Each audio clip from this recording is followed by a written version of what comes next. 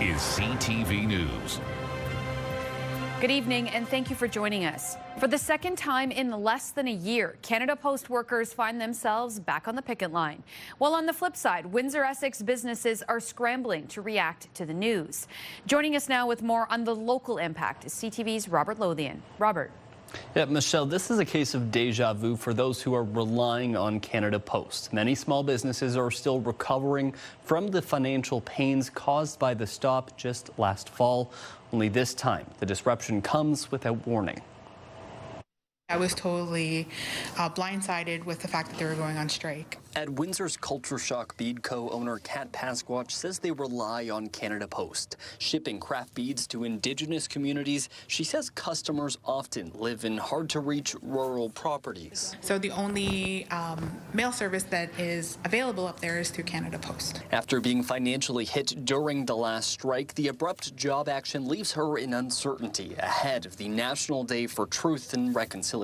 A real shocker because we are in the middle of a campaign ourselves where we just mailed out orders this week and now they're all in limbo. Workers taking to picket lines across Windsor, Essex on Friday. The strike was announced hours after the federal government proposed major changes to delivery.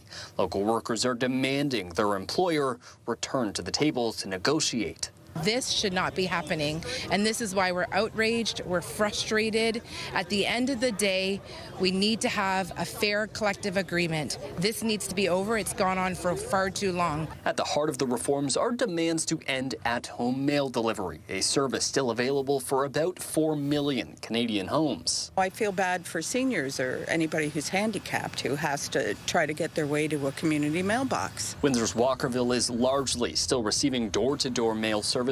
Longtime resident Lorna Mayu says that shouldn't change. 10 years down the road, do I want to be walking out in the middle of winter and sidewalks aren't, shoveled? Canada Post is warning customers of delays. At Culture Shock, Pasquatch says she's supportive of workers off the job, but she's uncertain when her packages will be delivered. I don't really have a contingency necessarily lined up right this second. This evening, municipalities as well as utility providers are reminding customers there are disruptions to receiving bills as well as checks by mail. They are advising impacted residents that these may still be accessible online or in person, but they should reach out for more information. Michelle. Thank you so much, Robert. That's Robert Lothian reporting on this next round of the postal strike for us this evening. Thank you so much.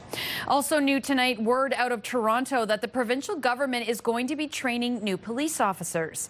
For the first time, basic constable training will be held in 2 locations. The traditional location at the Ontario Police College in Aylmer and a new temporary site in Cornwall. The province says the move will open up enough space to train 121 more recruits. That will bring the intake up to 641 new police officers to work across Ontario. Now, this comes on the heels of a move in 2023, where Ontario waived tuition for people who enter the basic constable training program. Training will begin in October and finish in March.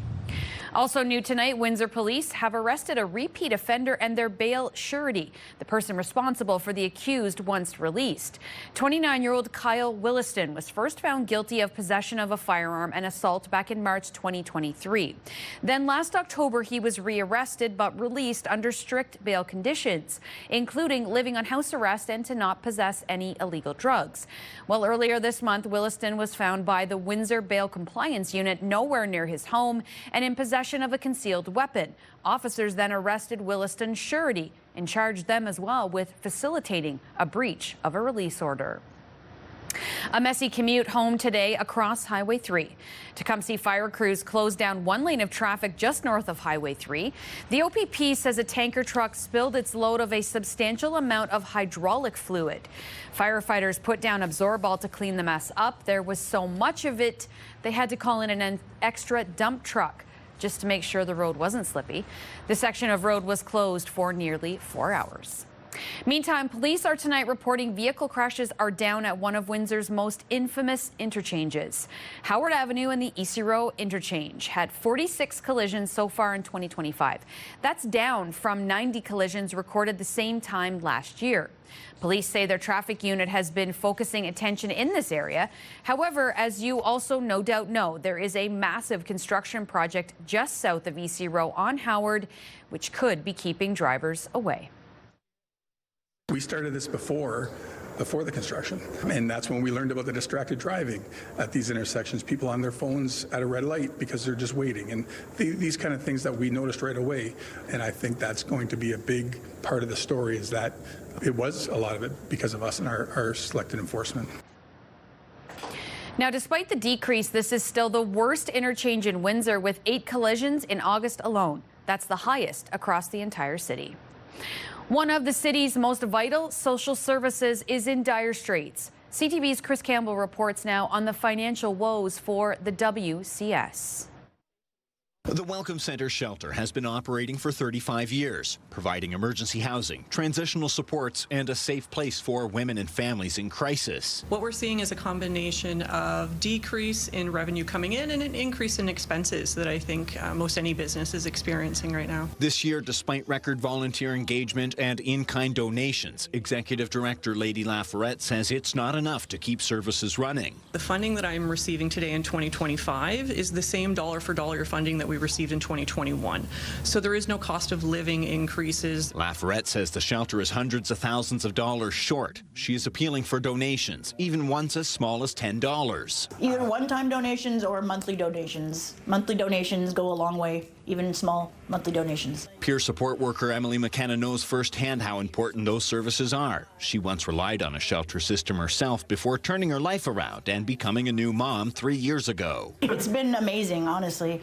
It's been the best experience that I've had in my working life, which hasn't really been very long because of the issues that I've had previously. McKenna is most concerned about the children at the centre, telling CTV News many of the programs offered here are strictly funded by donations. There's housing, there's children's program, there's the pet program, there's the peer support program, there's the harm reduction program. Let me tell you, there are no shelters that offer the same kind of wraparound supports that this shelter does. Lafayette warns if the shelter can't close the financial gap, the consequences will come quickly, and the hardest hit will be the women and children already facing hardship in Windsor, Essex. We know that the Windsor community is the 5th most unequal region in the country, and it's hard to come back to that community and ask for additional support, but we also know that we're one of the most giving communities in the country, so we're hopeful that we can all come together and get the needs met. Chris Campbell, CTV News. Turning to court and the ongoing murder trial of Brian Marbury, a Michigan man who has pleaded not guilty to first-degree murder in the death of his estranged wife, Sarah Boulay. Today, the 14-person jury heard about Marbury's injuries when police picked him up after his wife was reported missing. Here's CTV's Bob Belichico. Constable Matt Sinsarak, who documented the scene with photographs throughout the investigation, described the grim discoveries. He found a pink cell phone case and boots belonging to Sarah Boulay, who had been reported missing on May 30th, 2023. Brian Marbury is charged with her murder. Sinsarak testified that the burial site was located 20 to 25 feet into a wooded area where he observed loose soil and exposed parts of Boulay's body. The jury also heard from Dale Pond, a forensic toxicologist at the Center of Forensic Sciences, who received the liver sample from Boulay's body on June 15, 2023. Pond explained that the sample was analyzed twice, once on July 21st and again on August 10th. The results showed low toxicologically significant findings. The drugs tested for were either, quote, not present or not reliably identified. He also confirmed that no alcohol test was conducted because of body decomposition. Next to testify was Police Constable Rebecca Terabay, who processed Brian Marbury at police headquarters on June 5th. Terabay described Marbury as quiet and sober, showing no signs of drug or alcohol use. However, she noted that Marbury had swollen ankles and multiple blisters on both feet, some quite large. Quote, they appeared to be new, Terabay told the court. Late this afternoon, Windsor Police Constable Stuart Tate confirmed 16 exhibits were collected from the burial scene, including a black garbage bag. He says the conditions around the scene were not ideal to check through the bag while maintaining the quality of the evidence. He did show 4 of those exhibits, cell phone-related items, to the jury as Boulet's family looked on. The trial continues Monday and could wrap up later next week. Bob Belichico, CTV News. CTV meteorologist Gary Archibald has your full weather details coming up in 2 minutes' time. And then later, well, it's official. There's a record for everything. Congratulations tonight to the world's tallest steer. 5K a day is back on 93.9 Virgin Radio. Listen to Hannah and Johnny in the morning for your chance to win $5,000 Every weekday. 5K a day. Virgin Radio. And it's time now to check in on the weather with meteorologist Gary Archibald. We are looking at a beautiful evening, Michelle, into a beautiful weekend and beyond. Today, as forecast, we knew it was going to be warm, warmer than average. And we were looking at temperatures close to 5.5, 6 degrees above seasonal today, reaching a high of 26.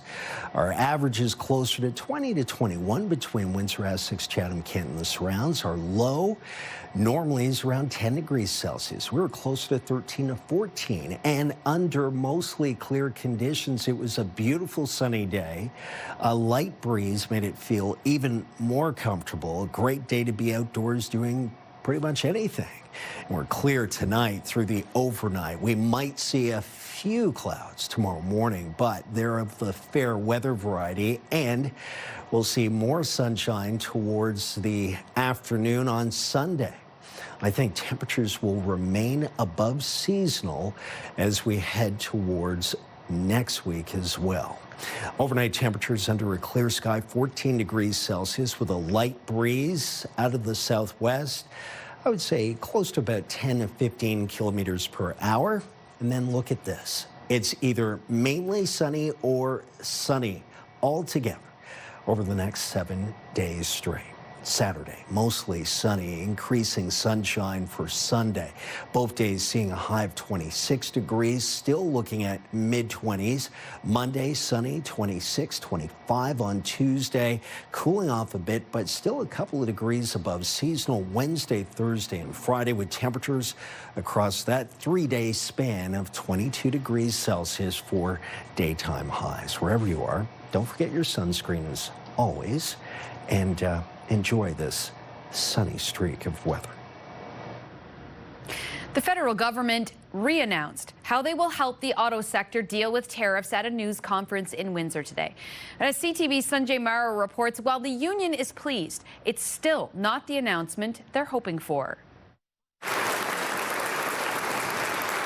Federal Minister Richie Valdez laying out a package of supports Friday at the Unifor Local 444 Hall aimed at protecting auto workers during a period of trade uncertainty. We're investing $450 million to upskill 50,000 workers across the country. The package, first announced earlier this month, includes funds to retrain workers, longer employment insurance benefits, and billions more for auto companies to upgrade and retool. The head of Unifor Local 444 says a meeting last month between union leaders and 50 Liberal MPs marked a turning point, putting the impact of tariffs front and center. When you have 50 federal ministers in the room from Ontario and you're able to share how these tariffs are going to affect us, not they could, how they will affect us without the CUSMA protection and making sure we negotiated with CUSMA, it really hits home with them. The chair of the Unifor Auto Council warning even a modest tariff would have devastating effects. We made it clear to them that it has to be zero.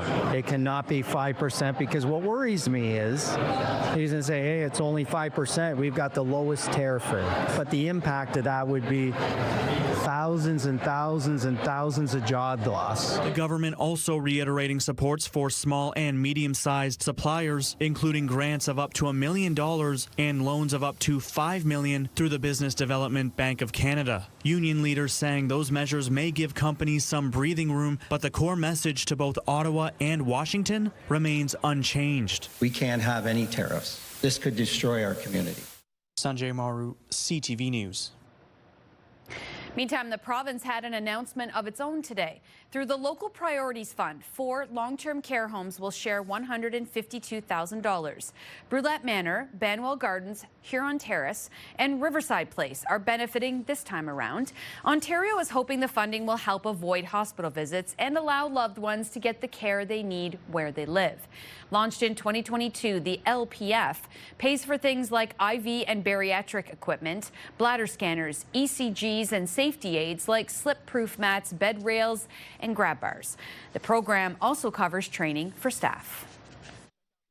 So it does go a long way for us. We estimate that this funding has prevented over 20 potential emergency department visits for our residents here, and we only have 96 residents. So that's a big impact.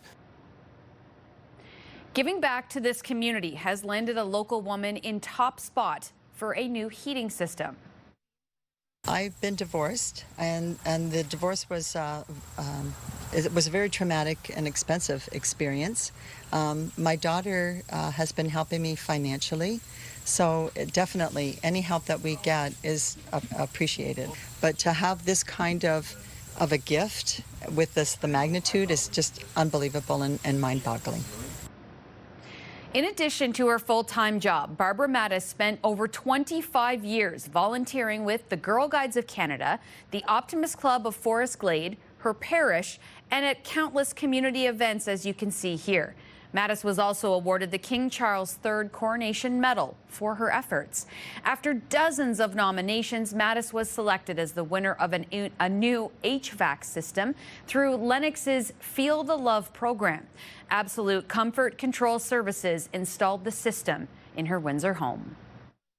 Lennox reached out to us and see if we wanted to take part in this program, and this is right up our alley. I'm happy that we can do this year, and we're looking forward to doing it for the next foreseeable future. And today we couldn't think of anybody better than Barb to donate this equipment to. She's given so much to the community over the past decades of years, and we're happy to basically give her some comfort and some peace of mind for the upcoming future. In business news tonight, Starbucks is closing hundreds of stores, and tonight we're learning one of them is in Kingsville. The store posted a letter on the door saying, "We've made the incredibly difficult decision to close this location by the end of the week," calling it your coffee house and a place woven into your daily rhythm. This local closure is part of an overall location reduction of 1% of all stores in Canada and the U.S. That was announced on Thursday. And an Ontario court has now approved an auction of more than 4,000 items from the Hudson's Bay. No word yet exactly on what's going up for sale, but it will be split between an online auction. Now, that one will start November 12th, and then an in-person auction will begin a week later. Not included in either auction is the Royal Charter that led to the creation of this iconic Canadian company in 1670.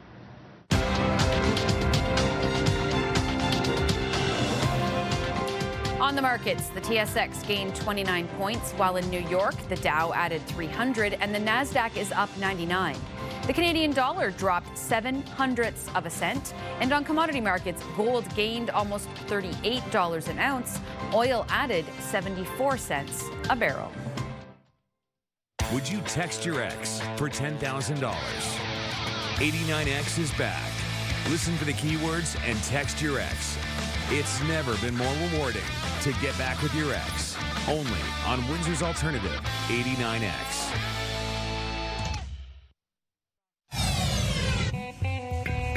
Start your day with the latest local news. By signing up for our newsletter, you'll get direct local content straight from CTV Windsor to your inbox, including top stories, the forecast, and videos. You can sign up at ctvnewswindsor.ca. It is going to be a big weekend for the Saints Nation football team. They hope to have a perfect sheet with one last regular season game held Saturday night. Quarterback Matt Gannett is leading the way this season for the Saints. He's thrown 29 touchdown passes over the season. That is more than all of the quarterbacks in the entire Ontario Football Conference combined. Gannett needs 3 more to tie the all-time record, but 4 more to break the league's long-standing record of 32, set by Jason Hayes way back in the early 90s. It's a huge thing to break the OFC record, and I'm very excited to possibly be able to do it. But at the end of the day, I want to win the game and go further than just winning a record. It's about winning the OFC championship and then moving on after that. The game will be Saturday night at the main campus. Meantime, Canada's women's rugby team is playing in the World Cup rugby final tomorrow against the host nation, England. It's been a Cinderella story for the Canadians, with a little help along the way from some VIP fans. With more on this story, here's CTV's John Venevali-Rao. For fans of women's rugby, tomorrow's match is one of the most anticipated in years. Canada are exceptionally good. It's going to be a really good match. So it's difficult to say which way it's going to go. Obviously, we wish that it goes our way. This, the moment a week ago when the Canadian women advanced to the final, besting the defending champs, New Zealand, and now set to play England's Red Roses. This is what we've been building for 3 years to do, and the fact that we're in this week and this is the game that we're in is just unbelievable, and it's just kind of a surreal feeling. For the Canadians, this is only their second trip ever to the World Cup finals, and Saturday's contest will be tough. The Red Roses is made up of mostly pros with a budget 10 times bigger than that of the Canadians, and they've won a staggering 32 games in a row. They have an aura about them. Our goal is to burst it, basically. The Canadian team are themselves unbeaten this year and will play Saturday's game in Twickenham, England, at the stadium in front of a sellout crowd of 82,000, the largest ever for a women's rugby game. This is a jam-packed stadium and the biggest stadium in England. I think it's very exciting for women's rugby in general. They're going to kick some ass on Saturday. Rob Baker, the tragically hip, praising the team, with the band selling special jerseys to support them. On social media, fan Shania Twain was asked if the team's last win impressed her much. She wrote back, "Oh, you know it did." Red Roses. And Prime Minister Carney meeting with his UK counterpart today, exchanging jerseys. For those who play the game, all of the attention's been great. I think that we're changing the way people see Canadian rugby on the global scale. And if the team can take the trophy, it'll truly be a moment for the nation to treasure. John Venevali-Rao, CTV News, Toronto. A big recall is underway for some Canadian Hyundai owners. 44,000 SUVs are being called back to check out the possible issue with seat belts. It affects the Hyundai Palisades models for the years 2020 to 2025. Some belts in the driver, front passenger, and second row seats may not latch properly. Hyundai said we'll be directly contacting those owners and advising them to go to a dealership to get the vehicle checked out. Discussion here at Windsor City Hall. Windsor's top stories. A major project is about to get underway. Breaking news alerts. Severe weather is a possibility. And watch live. Good evening, and thank you for joining us. Download the CTV News app.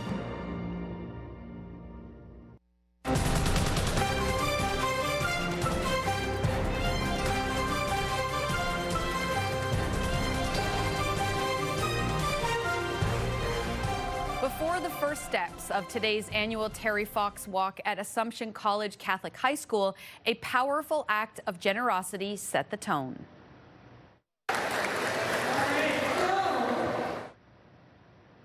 Windsor Police Constable Carrie Parent, the school's community liaison officer, donated her hair to be made into wigs for cancer patients.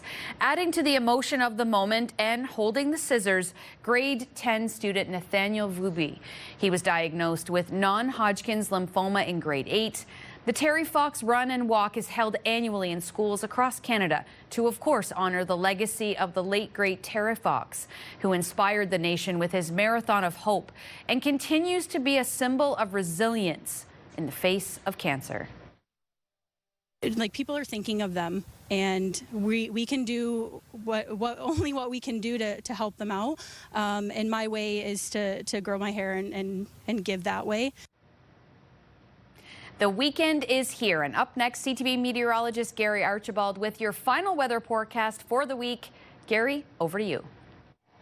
A gorgeous weekend, and next week looking as beautiful. Temperatures still warm, above seasonal. One more look at our 7-day forecast, calling for that sunshine for Saturday, Sunday, through Monday, Tuesday, even through Friday of next week. A ridge of high pressure is responsible, and with that, temperatures remain above seasonal at least for the next 4 days straight by about 4 to 5 degrees Celsius. And even the overnights are in the lower or mid-teens. We'll see sunshine a week from now, but be down to closer to 21, 22 degrees Celsius. Seasonal a week from now for this time of the year. Wherever you are, enjoy your weather, your weekend, and I'll see you next time. Thanks so much, Gary. Well, Canada is officially home to the tallest steer on the planet. The Holstein from Vulcan, Alberta is the newest Guinness record holder. CTV's Alicia Fieldberg has the story. Big boy in the big city. His name is Beef, and the towering Holstein is among skyscrapers for the first time. This pair from Vulcan came to Calgary to celebrate a mega moment, winning the Guinness World Record for tallest steer. It's a pretty surreal feeling to know that my picture is in this book. Jasmine Entz never intended to go for a record, but was a fan of the books growing up, and a few years ago wondered how her pet might stack up with the competition. When the record was measured in 2023, he stood 6'5". She works at a dairy and wanted a calf as a pet. When she picked him at birth, he was regular sized, but as a neutered male, he grew a lot in 8 years. Right now, Beef is the tallest living steer on the planet, but he's still growing and he's on track to break another record. There was one in Italy that was 6'8", and so that's the tallest ever recorded. Now he's 1.5 inches off of that. So.